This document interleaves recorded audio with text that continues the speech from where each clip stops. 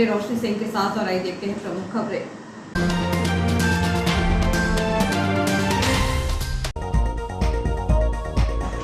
नर्मदापुरम में बेहतर तरीके से किया गया बाढ़ आपदा मैनेजमेंट। जल संसाधन मंत्री तुलसीराम सिलावट ने कहा, प्रदेश के 27 बांधों की सुरक्षा के लिए वर्ल्ड बैंक से लिए गए 540 करोड़ रुपए। बाढ़ आपदा नियंत्रण के लिए जल संसाधन विभाग सजग और सक्रिय।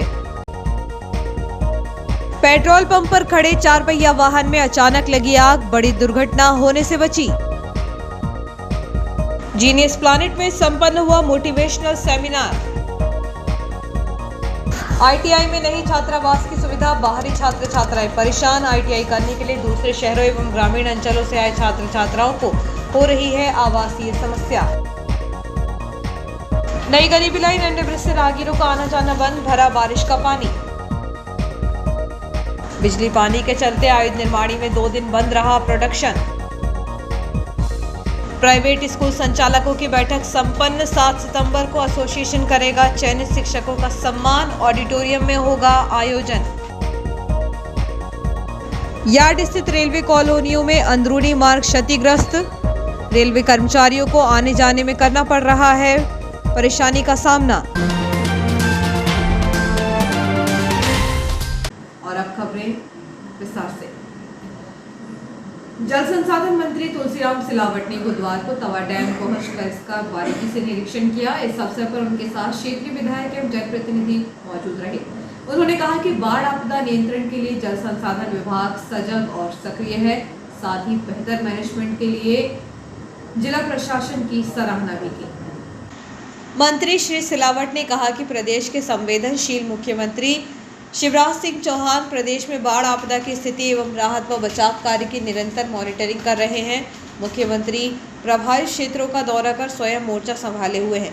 अतिवृष्टि से उत्पन्न हुए संकट से जनता को उबारने में प्रदेश सरकार कोई कसर नहीं छोड़ेगी।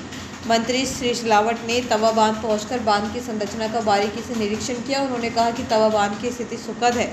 1978 में निर्मित बांध बेहतर स्थिति में है। अच्छी वर्षा के चलते इस बार लगभग 78 बार ऑपरेट किया गया है। उन्होंने कहा कि तवा बांध से नर्मदापुरम के लगभग 1000 ग्राम लाभान्वित होते हैं। तवा बांध से लगभग 82,000 हेक्टेयर का क्षेत्र सिंचित होता है, जिससे बम्पर मूंग उत्पादन के साथ ही किसानों को 8800 करोड़ रुपए का फायदा भी पहुंचा है। मंत्री श्री सिलावट ने कहा कि तवा बांध पर स्थित कंट्रोल में है। बांध की कुल क्षमता मात्र 1900 मिलियन क्यूमेक्स है, जिसकी तुलना में बांध में वर्तमान में 1807 मिलियन क्यूमेक्स भरा हुआ है, जो कि कुल क्षमता का 93% है। वैज्ञानिक ढंग से पानी को बांध से छोड़ा जा रहा है। मंत्री सिलावट ने बताया कि प्रदेश के कुल 27 बांधों को सुरक्षा के लिए वर्ल्ड बैंक से 540 करोड़ रुपए लिए हैं। बाढ़ आपदा नियंत्रण के लिए जल संसाधन विभाग सजग और सक्रिय है। टीम निरंतर मैदानी स्तर पर कार्य कर रही है। जल संसाधन मंत्री श्री सिलावट ने जल संसाधन विभाग के अधिकारियों के साथ बैठक कर तवा बांध की स्थिति एवं कार्य योजना के विस्तार से समीक्षा की।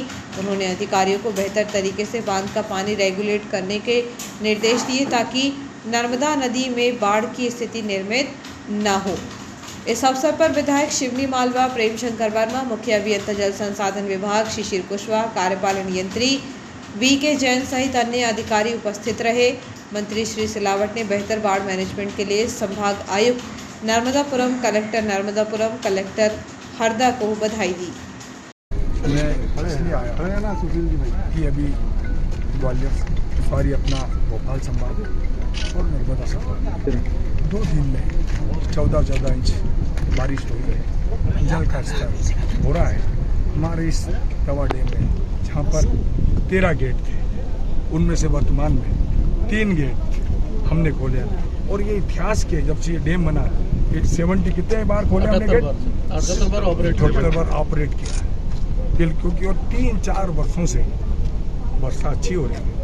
हमारा ये डैम संतोषजनक स्थिति में है। आपको याद होगा 1978 में इस डैम का निर्माण किया गया था और इसकी क्षमता 1944 MCM की है और वर्तमान में 1807 MCM पानी है।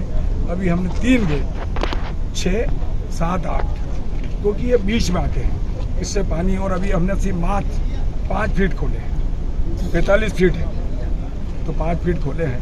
कहीं भी हमको चिंता की बात नहीं है। और आपको बता दूं सबसे बड़ा काम होशंगाबाद और हरदा लगभग 1000 गाँव में सिंचाई का देते हैं और जो रकबा है इसका 3,20,000 हेक्टर इससे सिंचित होता है। और एक सुखद स्थिति जो पिछले 3-4 वर्षों से हुई, जो पानी हमने किसानों को ज़्यादा दिया, उन्होंने मूंग की फसल जो 82,000 हेक्टर में हमने सिंचाई की अवसर की, जिससे उन किसानों को फायदा हुआ 880 करोड़ उनको लाभ। ये सुखद स्थिति है। और जब पूरे मध्य प्रदेश में कई इलाकों में सबसे ज़्यादा हमारे इसी इलाके में बरसात हुई आवश्यकता के अनुसार, चाहे वर्गी हो, पटना हो या तवा डैम जब खोलते हैं, और वाकई में स्थिति अभी संतोषजनक है। और मैं आपको बताऊं तकनीकी रूप से बरगी और तवा भरना के डैम हम बारी बारी से इसलिए खोलते हैं कि स्थिति कंट्रोल में हो, नियंत्रण में हो, और नर्मदा के जल स्तर इस समय भी हम कम खतरे से हम नीचे चल रहे हैं। ये सुरक्षा की बात सर, पूरे मध्य प्रदेश में हम 27 डैम विश्व बैंक से 540 करोड़ रुपए हमने सेफ्टी के लिए, हम निश्चिंत रहे। एक योजना बनाई जा रही है, एक रचना की जा रही है कि डैम में कोई तकलीफ ना हो। पथरौटा में संचालित जिले की दूसरी बड़ी आईटीआई में इटारसी के अलावा दूसरे शहरों एवं ट्राइबल एरिया के छात्र छात्राएं आईटीआई करने के लिए आते हैं, लेकिन यहां पर उनकी आवासीय सुविधा के लिए छात्रावास नहीं है। ऐसे में उन्हें महंगे दाम पर किराए से रूम लेकर रहना पड़ रहा है। पथरौटा आईटीआई वर्षों से संचालित हो रही है। पहले यह कीरतपुर के पास संचालित थी, लेकिन इसके बाद पथरौटा थाने के समीप अब नए भवन में संचालित हो रही है। बताया जा रहा है कि इस आईटीआई में 8 ट्रेड डबल यूनिट में संचालित होती है। उक्त सभी ट्रेड के लिए छात्र छात्राएं इटारसी के अलावा जिले के अन्य दूसरे शहरों से आकर प्रवेश लेते हैं।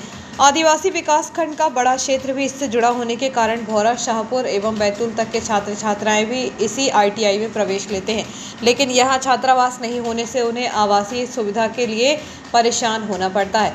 दरअसल पहले बाहर से आए छात्र छात्राओं को पुरानी आईटीआई के आवासों में यह सुविधा दी जाती थी, जहां 1 से 2 दर्जन छात्र इन्हीं आवासों में रहकर अपनी पढ़ाई करते थे, लेकिन समय के साथ उक्त आवास भी जर्जर हो जाने के कारण उन्हें कंडम घोषित कर दिया गया है। वह इसलिए क्योंकि वर्षा पूर्व निर्मित उक्त आवास जर्जर होने के कारण कभी भी धराशायी हो सकते हैं। उक्त आवासों में छात्रावास की सुविधा बंद करने के बाद से छात्रों को आवासीय समस्या का सामना करना पड़ रहा है। जिले की दूसरी बड़ी आईटीआई पथरौटा में छात्रावास की सुविधा उपलब्ध कराने के लिए यहां पदस्थ रह चुके शिक्षक टीपी राजपूत द्वारा हर संभव प्रयास किए गए, लेकिन आईटीआई के पास छात्रावास के लिए भूमि नहीं होने के कारण छात्रावास नहीं बन पाया।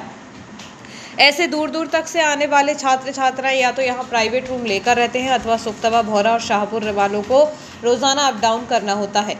दरअसल आईटीआई पहले जिस भूमि पर संचालित हो रही थी उस स्थान पर आईटीआई ने छात्रावास बनाने का प्रस्ताव विभाग को भेजा था, लेकिन उक्त जमीन पर छात्रावास इसलिए नहीं बन पाया क्योंकि वह भूमि हाउसिंग बोर्ड के नाम पर है, लेकिन जमीन सालों से आईटीआई के पोजीशन में है। हाउसिंग बोर्ड द्वारा आईटीआई के नाम पर जमीन ट्रांसफर नहीं करने के कारण यहां छात्रावास नहीं बन पाया। उक्त भूमि को लेकर अब आईटीआई और हाउसिंग बोर्ड के बीच खींचतान चल रही है, इसलिए यह भूमि विवादित होने के कारण छात्रावास का सपना अधूरा है। आईटीआई में पदस्थ पुराने शिक्षकों से बातचीत की गई तो उन्होंने कहा कि आईटीआई को हाउसिंग बोर्ड ने यह ज़मीन होशंगाबाद आईटीआई की ज़मीन के बदले में दी थी, लेकिन हाउसिंग बोर्ड ने उस भूमि को आईटीआई के पोजीशन में दिया था, लेकिन ट्रांसफ़र नहीं किया था। इस संबंध में जब आईटीआई के पूर्व शिक्षक टीपी राजपूत से बातचीत की गई तो उन्होंने कहा कि पथरौटा आईटीआई में दूर दूर से छात्र आते हैं, उनको छात्रावास की सुविधा मुहैया कराने के लिए पुरानी आईटीआई भूमि पर छात्रावास बनाने का प्रस्ताव विभाग को भेजा था, लेकिन हाउसिंग बोर्ड के नाम पर ज़मीन होने से स्वीकृति नहीं मिली। ऐसे में बाहरी छात्रों को आईटीआई स्टाफ के लिए बनाए गए आवासों में शिफ्ट किया जाता था। अब वह रहने योग्य नहीं है, इसलिए उक्त आवासों में रहने की अनुमति छात्रों को नहीं मिली। इधर इस संबंध में जब आईटीआई के प्राचार्य मदन लाल अमरोही से बातचीत की गई तो उन्होंने कहा कि वे पथरौटा आईटीआई में कुछ समय पहले ही आए हैं, छात्रावास के संबंध में अधिक जानकारी नहीं है। आईटीआई में बाहर के प्रवेश लेने वाले छात्र छात्राएं अप डाउन कर रहे हैं अथवा किराए के आवास लेकर रह रहे हैं। 9 दिनों तक लगातार हुई बारिश के चलते आम जनजीवन तो प्रभावित हुआ ही, साथ ही नदी नाले भी उफान पर आए, जिसके चलते अनेक रास्तों पर यातायात बंद हो गया। वहीं आयुध निर्माणी में भी 22 और 23 अगस्त को प्रोडक्शन कार्य पूरी तरह ठप रहा। बताया जाता है कि 2 दिनों तक आयुध निर्माणी में बिजली गुल होने के कारण यह प्रोडक्शन कार्य प्रभावित हुआ है। इस दौरान GMP section, GAP section, NG section, BP section एवं निगू सेक्शन पूरी तरह ठप पड़ा रहा। विद्युत आपूर्ति बाधित रहने के कारण जल आपूर्ति भी नहीं हो सकी, क्योंकि उक्त निर्माण के लिए पानी भी आवश्यक है। सिर्फ असेंशियल सर्विसेज, सिक्योरिटी सर्विसेज और फायर सर्विसेज पर कोई खासा प्रभाव नहीं पड़ा और यह व्यवस्थाएं सुचारू रूप से चालू रहीं। वहीं 22 एवं 23 अगस्त को जो प्रोडक्शन कार्य प्रभावित हुआ है, इसलिए अब यह प्रोडक्शन कार्य 22 एवं 23 अगस्त को ड्यूटी पर मौजूद रहने वाले कर्मचारियों द्वारा ही आगामी 28 अगस्त एवं 11 सितंबर को किया जा सकता है। त्योहारों के चलते पिछले 2 सप्ताह से रविवार को प्रोडक्शन कार्य पूर्णतः बंद रहा था। ऊपर से बिजली आपूर्ति बाधित रहने के कारण आयुध निर्माणी में इस महीने 4 दिन प्रोडक्शन कार्य प्रभावित हुआ है। हाईवे के किनारे पथरौटा स्थित जुनेजा पेट्रोल पंप के पास अचानक आग लग गई। हालांकि आग फैलती इसके पहले ही बुझा दी गई। यदि आग फैलती तो बड़े हादसे से भी इनकार नहीं किया जा सकता था। बुधवार को शाम के समय पथरौटा स्थित राष्ट्रीय राजमार्ग के किनारे जुनेजा पेट्रोल पंप पर बड़ी आगजनी हो सकती थी। हालांकि पंप कर्मचारियों की सतर्कता के चलते आग पंप तक नहीं पहुंच पाई। दरअसल पंप और नीलकमल ढाबा के सामने अचानक जमीन पर आग लगी थी। आग को देखते हुए आशंका जताई जा रही है कि जमीन पर कोई ज्वलनशील पदार्थ पड़ा होगा। यहीं एक बोलेरो कार खड़ी थी। आग की लपटें देखकर पंप कर्मचारियों के बीच हड़कंप मच गया, क्योंकि आग पंप के काफी नजदीक थी। आग को फैलता देखकर कर्मचारियों ने तत्काल पानी और अग्निशामक उपकरणों के माध्यम से आग पर काबू पा लिया। सूचना मिलते ही पथरौटा पुलिस भी मौके पर पहुंच गई थी। हालांकि बड़ा हादसा होने से टल गया। इस संबंध में जब पथरौटा थाना प्रभारी प्रवीण सिंह चौहान से बातचीत की गई तो उन्होंने कहा कि आग पंप से कुछ दूरी पर कार के पास लगी थी। आग को तत्काल बुझा दिया गया था, इसलिए कोई हादसा नहीं हुआ। आग कैसे लगी इसका खुलासा नहीं हो सका। नित्यानंद आश्रम ओमकारेश्वर साई मोटिवेशनल गुरु स्वामी डॉक्टर पूर्णानंद द्वारा विगत दिनों जीनियस प्लांट स्कूल में मेमोरी, सक्सेस और पर्सनैलिटी डेवलपमेंट पर छात्र छात्राओं को मोटिवेट किया गया। स्वामी जी ने बच्चों को समझाया कि उनकी मेमोरी कमियां ज़्यादा नहीं है। ईश्वर ने सबको एक जैसे दिमाग, एक सी मेमोरी दी है, परंतु हमारा इंटरेस्ट जिस काम में ज़्यादा होता है उसे हम अच्छे से याद कर पाते हैं और उस कार्य को अच्छे से पूर्ण करते हैं। कोई मूवी या उसके सॉन्ग्स हमें बिना किसी मेहनत के याद हो जाते हैं, पर स्टडी के लिए हमें बहुत मेहनत लगती है। जिस दिन स्टूडेंट्स को अपनी स्टडी में आनंद आने लगेगा, उनके लिए पढ़ाई आसान हो जाएगी। इसके लिए तन और मन दोनों को साधना होगा। यह कार्य बच्चे योग, प्राणायाम और मेडिटेशन से अच्छे से कर सकते हैं। इसके अलावा स्वामी जी ने विद्यार्थियों को अपनी स्टडी मेमोराइज करने की कई टिप्स दी और प्रैक्टिकली उन्हें प्रूव भी करके दिखाया। बच्चों को किस प्रकार अपनी पर्सनैलिटी को बनाना है और कैसे पब्लिकली अपने आप को रिप्रेजेंट करना है, इसके लिए भी बहुत सारी टिप्स दिए। संपूर्ण सेमिनार के दौरान स्कूल संचालक जाफर सिद्दीकी, मनीता सिद्दीकी उपस्थित रहे और स्कूल प्राचार्य विशाल शुक्ला ने स्वामी जी को धन्यवाद दिया और कहा कि आगे भी इस प्रकार के मोटिवेशनल सेमिनार वह स्कूल के विद्यार्थियों को मार्गदर्शित करें, जिससे उनका सफलता के शिखर पर पहुंचना आसान होगा। वक्त एक छोटे से ब्रेक का, देखते रहिए Shiv health news.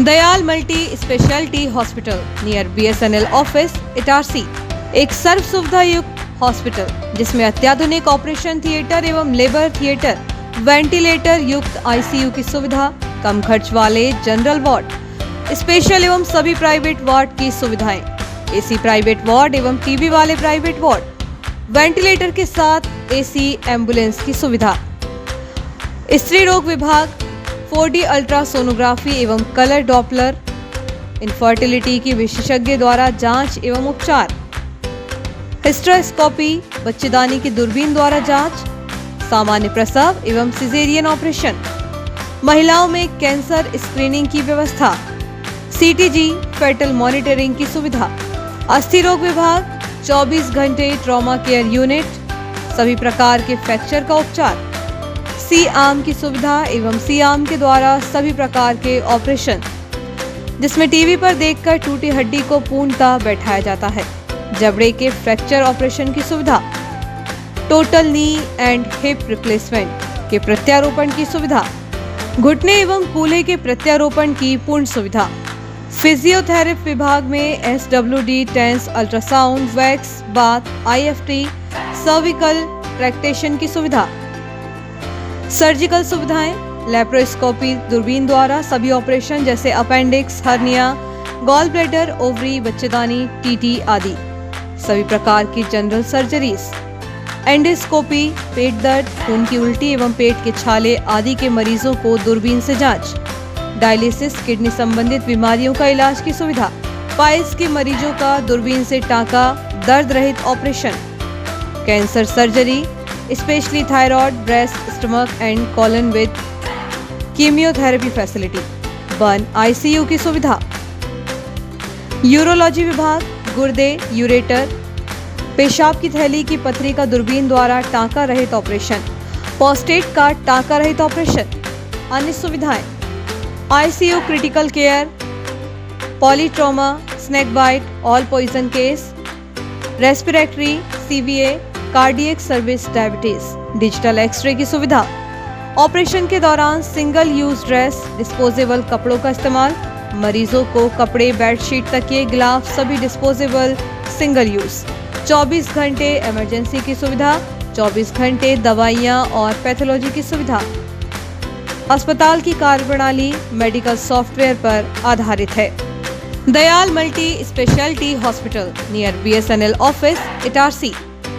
Phone number 07572241888, 8109354365, 8962235247, 24/7 ambulance service.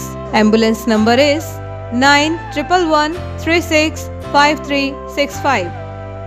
For ICU, you can call 9098697677. आपका विश्वसनीय चंचल ज्वेलर्स अब नए शोरूम में गोल्ड प्लेटेड आभूषणों एवं नए डायमंड ज्वेलरी के साथ 1 ग्राम और 2 ग्राम वाली सोने की 4 चूड़ियां एवं कंगन, 1 ग्राम और 2 ग्राम वाला सोने का मंगलसूत्र, हार, करदौना, चैन, झुमके, बाजूबंद और सभी प्रकार के गहने, डायमंड सेट एवं एंटिक ज्वेलरी और फैंसी ज्वेलरी का अनुपम संग्रह।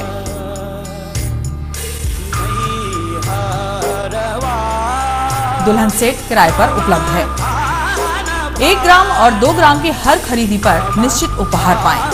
1 ग्राम ज्वेलरी मात्र 2000 रुपए में, 2 ग्राम ज्वेलरी मात्र 4000 रुपए में, 3 ग्राम ज्वेलरी मात्र 6000 रुपए में, 4 ग्राम ज्वेलरी 8000 रुपए में, 5 ग्राम ज्वेलरी मात्र 10000 रुपए में।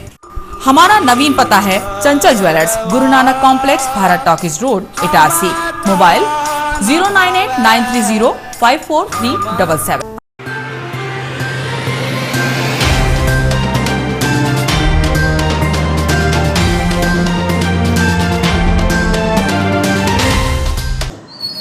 समाचारों में एक बार फिर आपका स्वागत है। बाबा गोदड़ीवाला धाम का 14वां वार्षिक उत्सव पर 2 दिवसीय धार्मिक कार्यक्रम आयोजित किए जा रहे हैं। वार्षिक उत्सव भक्ति भाव से मनाया जाएगा। इस अवसर पर आयोजित धार्मिक कार्यक्रमों में 25 अगस्त गुरुवार को सुबह 7 बजे से पंच स्नान, हवन, रामधुनी, झंडा वंदन, नितनेम आरती होगी। वहीं शाम को 7 बजे भगवान श्री झूलेलाल मंदिर से शोभा यात्रा प्रारंभ होगी, जो कि बाबा गोदड़ीवाला धाम पहुंचेगी। इसके पश्चात रात्रि 9 बजे से सत्संग होगा और 26 अगस्त से शुक्रवार को सुबह 8 बजे नितनेम आरती, अखंड धूनी साहब प्रारंभ होगा। वहीं सुबह 10 बजे मोतियाबिंद ऑपरेशन हेतु बस बैरागढ़ रवाना होगी। इसके पश्चात रात्रि 9 बजे से भजन सत्संग कार्यक्रम एवं भंडारा आयोजित किया जाएगा।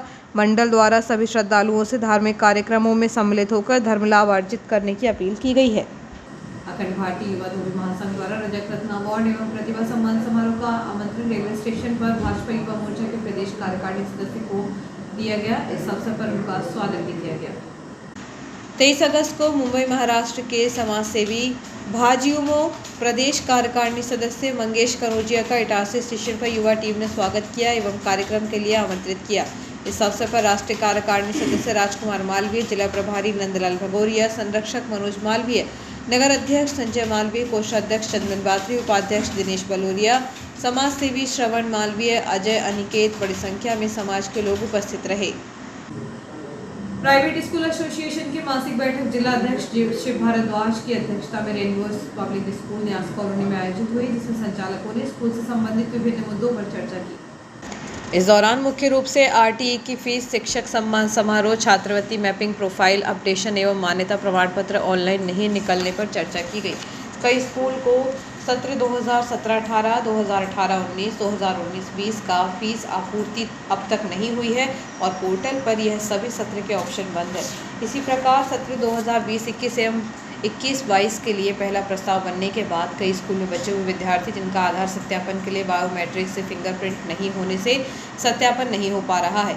उक्त सभी समस्याओं के समाधान के लिए एसोसिएशन के जिला अध्यक्ष श्री भारद्वाज एवं नगर अध्यक्ष जाफर सिद्दीकी के नेतृत्व में पदाधिकारियों का प्रतिनिधि मंडल जल्द ही आयुक्त राज्य शिक्षा केंद्र भोपाल को ज्ञापन देकर निराकरण की मांग रखेगा। इस वर्ष शिक्षक सम्मान समारोह 7 सितंबर को किया जाएगा, जिस पर सभी ने अपनी सहमति प्रदान की।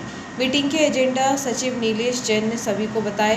बैठक में घनश्याम शर्मा, लोकेंद्र साहू, प्रदीप जैन, BL मलैया, RK गौर, नटवर पटेल, नंदकिशोर बड़कुर, AK तिवारी, प्रशांत चौबे, आरती जायसवाल, मनीता सिद्दीकी, मंजी ठाकुर, गुंजन जैन, संध्या जैन, वर्षा पटेल, कीर्ति कनौजिया, रेशमा भाटिया, अंकिता चौबे, नमिता शर्मा, मीना परसाई, श्वेता वशिष्ठ, सरोज चौहान उपस्थित रहे।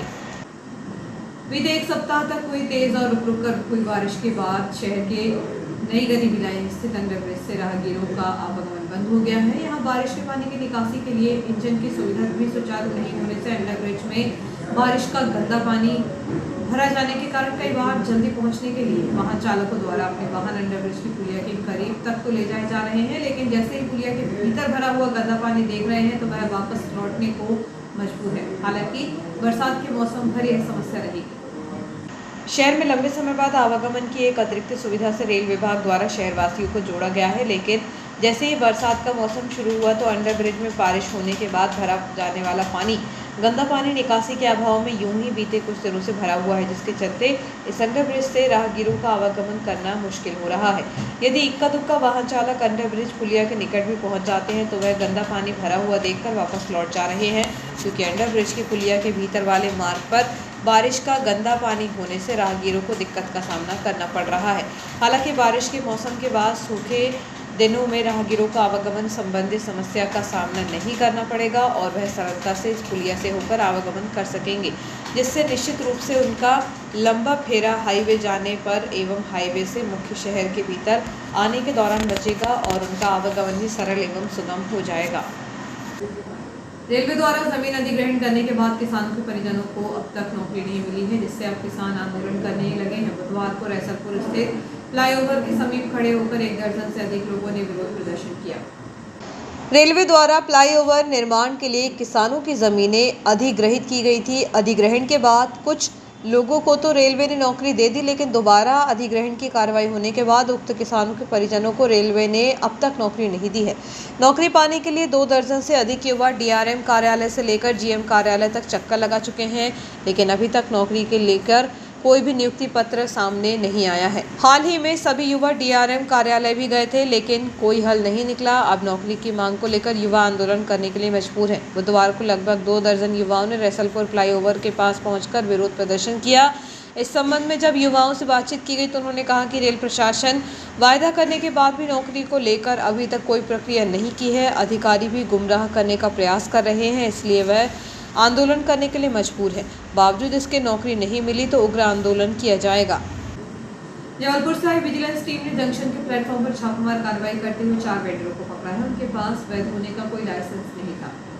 पश्चिम मध्य रेल भोपाल मंडल के सबसे बड़े रेलवे जंक्शन पर स्थानीय अधिकारियों द्वारा अवैध वेंडरों की रोकथाम को लेकर किए जा रहे हर संभव प्रयास के बाद भी अवैध वेंडरी बंद नहीं हुई है। बुधवार को जब जबलपुर की विजिलेंस की 2 टीमों ने प्लेटफॉर्म पर छापामार कार्रवाई की तो यहां से 4 अवैध वेंडर पकड़े गए। हालांकि विजिलेंस की कार्रवाई से अवैध वेंडरों में हड़कंप मच गया है। कुछ अवैध वेंडर तो अपनी खान-पान सामग्री छोड़कर भाग खड़े हुए।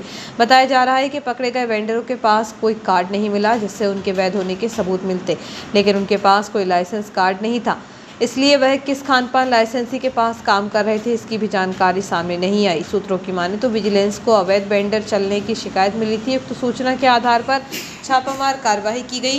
हालांकि बताया जा रहा है कि विजिलेंस का यह रूटीन निरीक्षण था।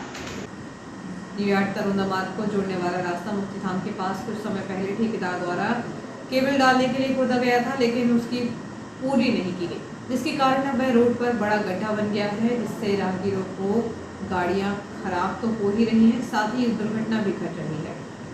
उल्लेखनीय है कि उक्त मार्ग से बच्चे, स्कूल एवं रेलवे के कर्मचारी आना जाना करते हैं। इसके अलावा यार्ड रेलवे हॉस्पिटल नहर के पास रेलवे का काम चल रहा है। ठेकेदार की लापरवाही के कारण यहाँ बड़े बड़े गड्ढे हो गए हैं। उन गड्ढों में पानी भर गया है, जिसकी वजह से रेलवे हॉस्पिटल जाने वाले मरीज एवं रेलवे स्कूल जाने वाले बच्चे एवं रेलवे कर्मचारी परेशान हो रहे हैं। साथ ही करीब 1 किलोमीटर का फेरा लगाकर लोगों को हॉस्पिटल और छात्र छात्राओं को स्कूल जाना पड़ रहा है। रेल प्रशासन को इस ओर ध्यान देकर उक्त गड्ढे जल्दी भरवाना चाहिए, जिससे दुर्घटना न घट सके। शासकीय एमजीएम कॉलेज के वाणिज्य संकाय के नवनिर्मित भवन का लोकार्पण गुरुवार को सुबह 11 बजे होगा। इस अवसर पर मध्य प्रदेश के उच्च शिक्षा मंत्री मोहन यादव मुख्य अतिथि के रूप में मौजूद रहेंगे। और आइए देखते हैं प्रमुख खबरें एक बार फिर।